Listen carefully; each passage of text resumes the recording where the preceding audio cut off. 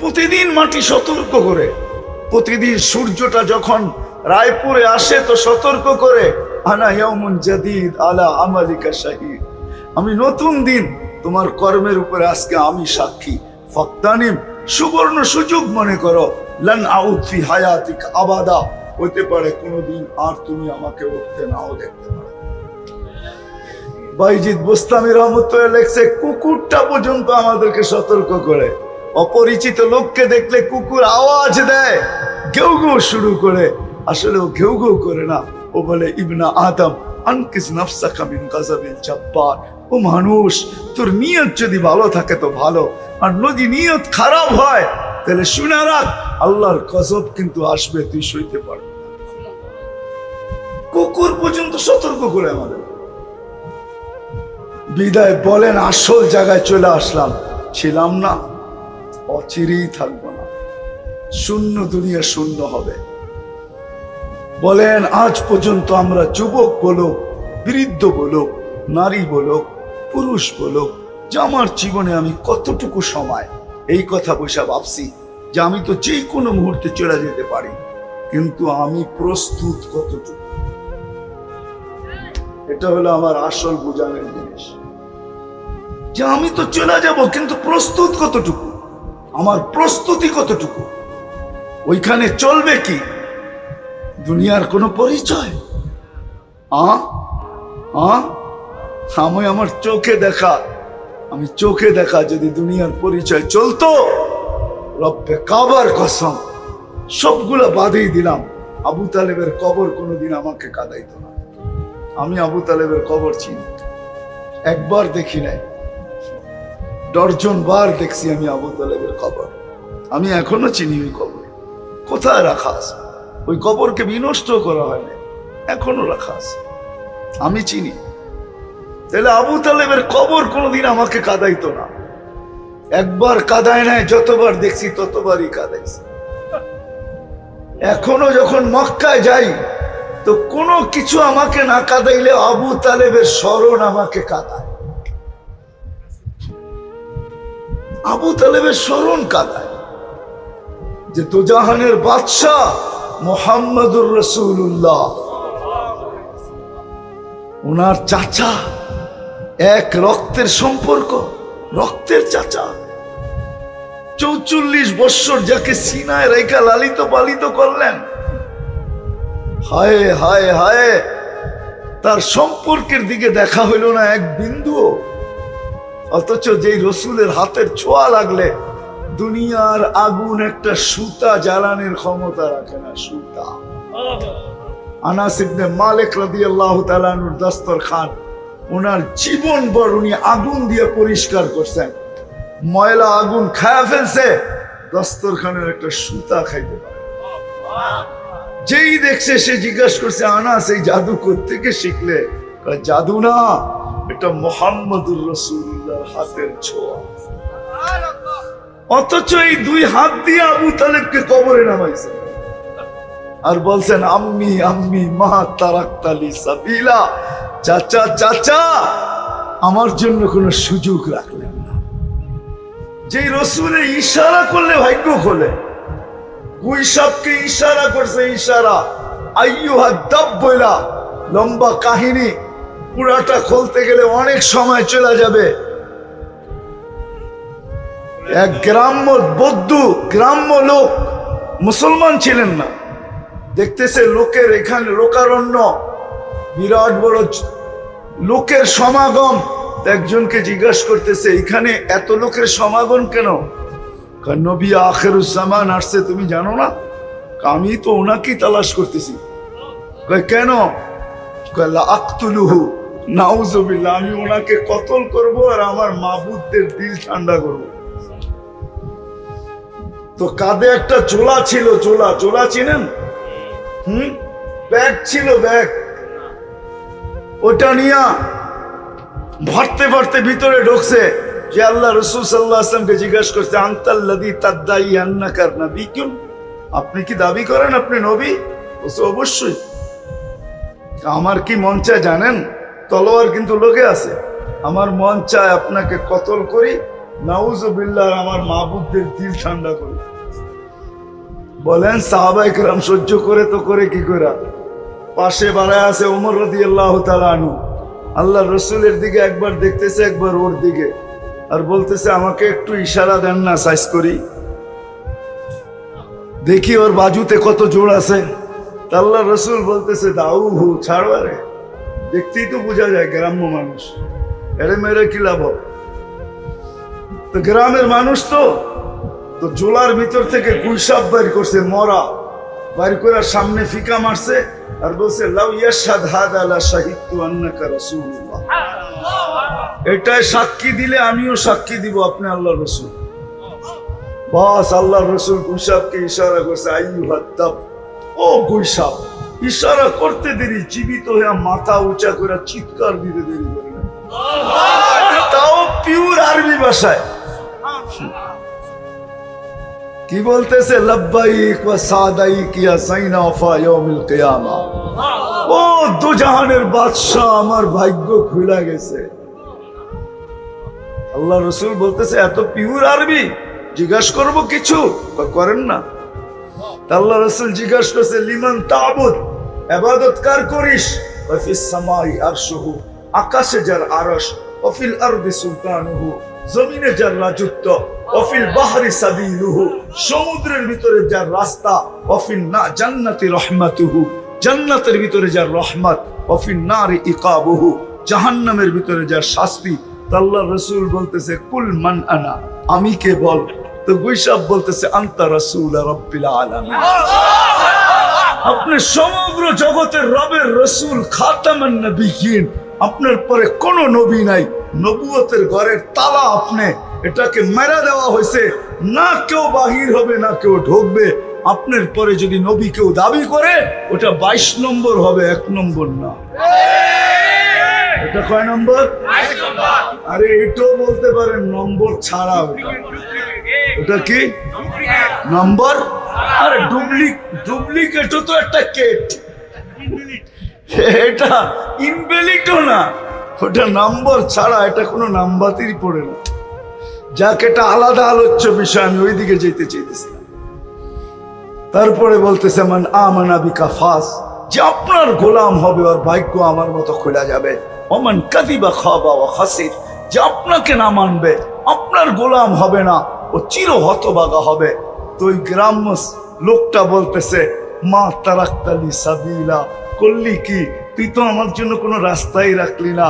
ইয়া রাসূলুল্লাহ, হাত বাড়ান আমিও মুসলমান হয়ে যাই।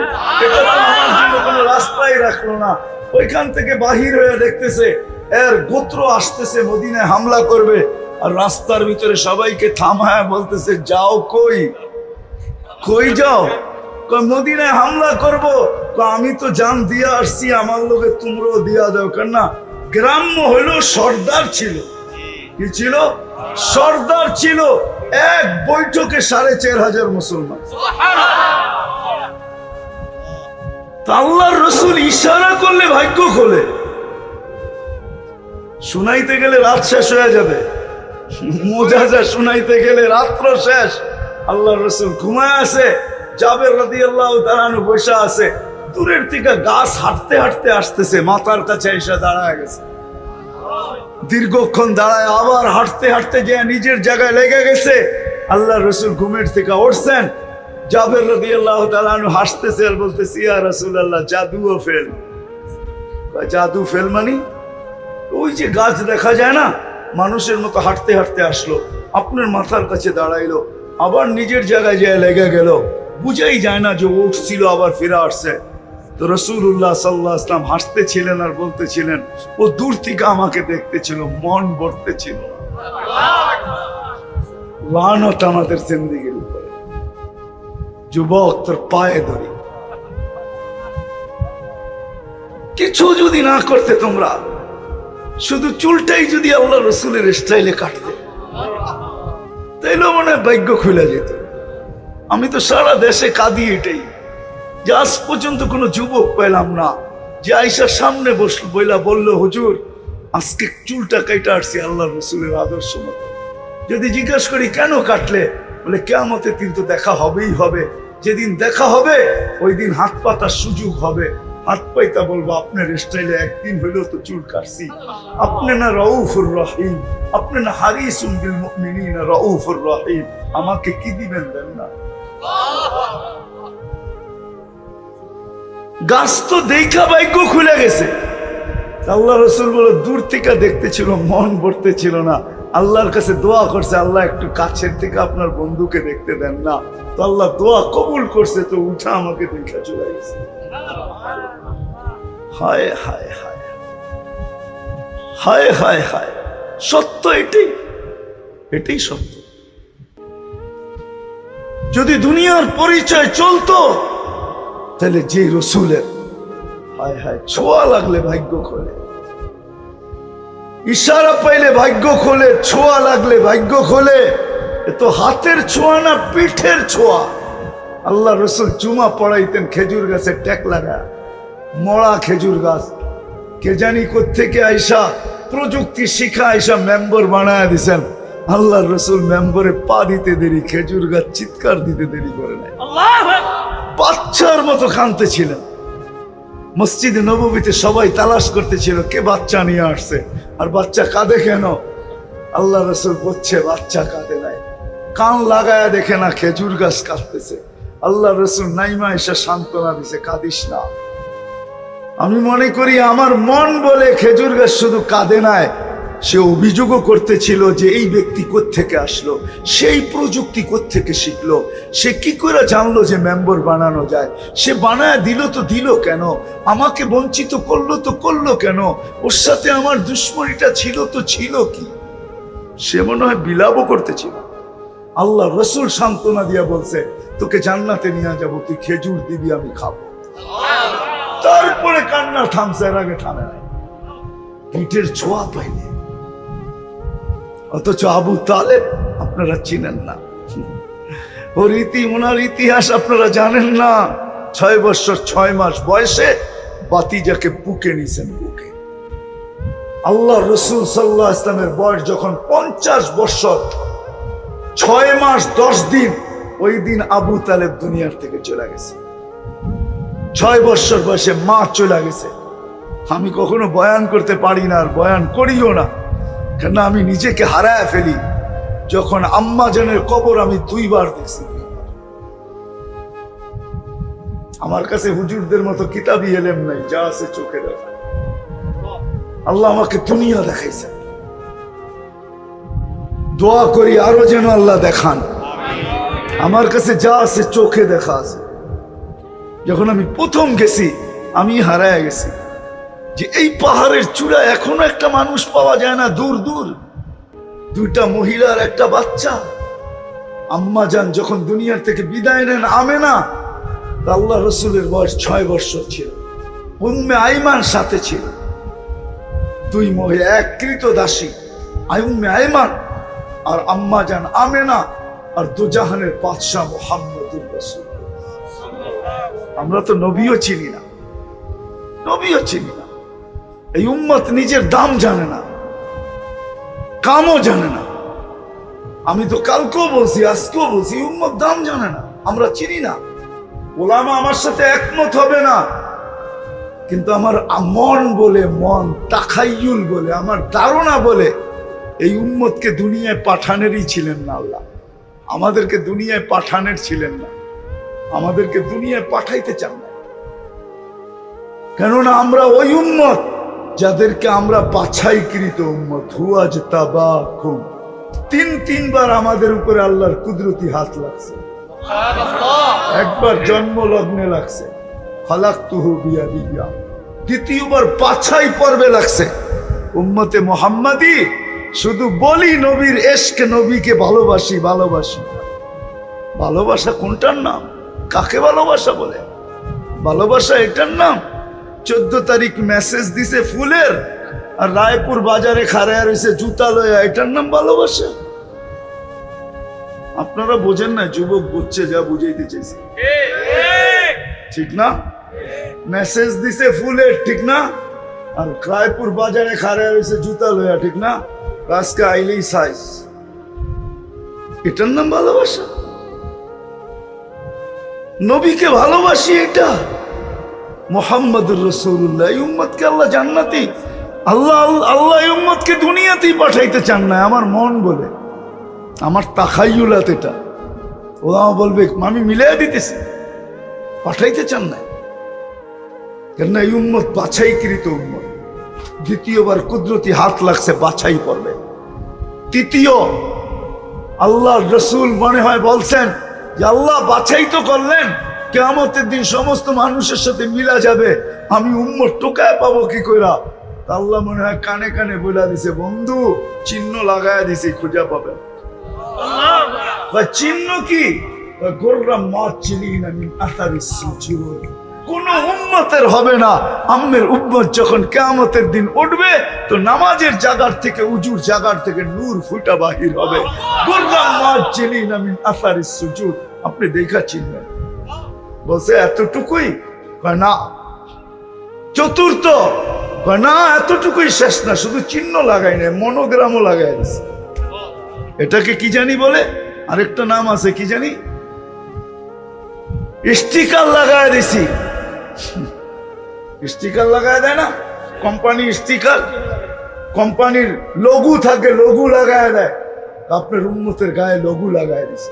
সেটা আবার কি? কুনতুম খায়রা উম্মাহ উখরিজাত লিন-নাস, সর্বশ্রেষ্ঠ উম্মত। এগুলো আমাকে বুঝায় যে এই উম্মত ডাইরেক্ট, আরো বুঝায় আমাকে। এই জন্য এই উম্মতকে বয়স দিয়েছেন ৬০-৭০ বছর। কি কত? হ্যাঁ, সবাইরে দিছে হাজার হাজার বছর, আমাদেরকে দিছে ৬০-৭০ বছর। আপনি অভিযোগ করতে পারেন এত কম দিলেন কেন? আল্লাহ বলে তোমরা ভালোবাসার পাত্র, তোমাদেরকে ফর্মালিটির জন্য পাঠাইছি, ইবাদতের জন্য, বেশি ক্লান্ত হওয়ার জন্য পাঠাই নাই। তোমাদেরকে বেশি ক্লান্ত করতে চাই না, ভালোবাসার পাত্রকে বেশি ক্লান্ত করতে হয় না। সময় বেশি দিলে ক্লান্ত বেশি হবে, আর এই জন্য আমি চাই না তোমরা ক্লান্ত হও। এই জন্য ৬০-৭০ বছরের বয়স দিলাম, বেশি দিলাম। আরো আমাকে বুঝায় যে ৬০-৭০ বছর দিলেন তো দিলেন কোত্থেকে? ৬০-৭০ বছর দিও, আল্লাহ ভাবতেছে বেশি দিয়া ফেললাম কিনা, এরা নারাজ হয়ে যায় কিনা যে আমাদেরকে এত বছর খাটাইলেন। এই জন্য প্রথম 15 বছর মাফ করে দিছে, যতক্ষণ পর্যন্ত প্রাপ্ত বয়স্ক না হয় 15 বছর মাফ। রুফিয়াল কালাম, কলম উঠানো, বিরুদ্ধে কিচ্ছু লেখে না, পক্ষে লেখে। তারপরে যা থাইকা যায়, আবার ভাবছেন এটাও যদি বেশি বলে ফেলে, তা আবার দ্বিতীয়বার মাফ করছেন। যতক্ষণ 24 ঘন্টায় ঘুমানো থাকবে, কলম উঠানো থাকবে, তোমার বিরুদ্ধে কিচ্ছু লেখা হবে না। তাইলে রইলই কি? এখন যদি আল্লাহকে প্রশ্ন করি এতটুক সময়ের জন্য কেন পাঠাইলেন তাইলে আমাদেরকে? তা আল্লাহ বলে এই জন্য পাঠাইছি, কিয়ামতের দিন আমি তোমাদেরকে আমার পাশে, আমার পক্ষে সাক্ষী হিসাবে দাঁড় করাবো। শুহাদা আলান নাস, কোরআন দিলাম, কোরআন তোমাদেরকে সাক্ষী হিসাবে আমার পাশে দাঁড় করাবো, আমার পক্ষে। ওই দিন যদি কেউ আঙ্গুল উঠায় যে এরা তো দুনিয়াই দেখে নেয়, এরা আমাদের বিরুদ্ধে সাক্ষী দিবে কি কইরা? তো এই জন্য পাঠাইলাম যে তোমরা দুনিয়াটা পাড়ায় চলে আসো। কেউ আঙ্গুল উঠাইলে পা উঁচা কইরা দেখায় দিমু যে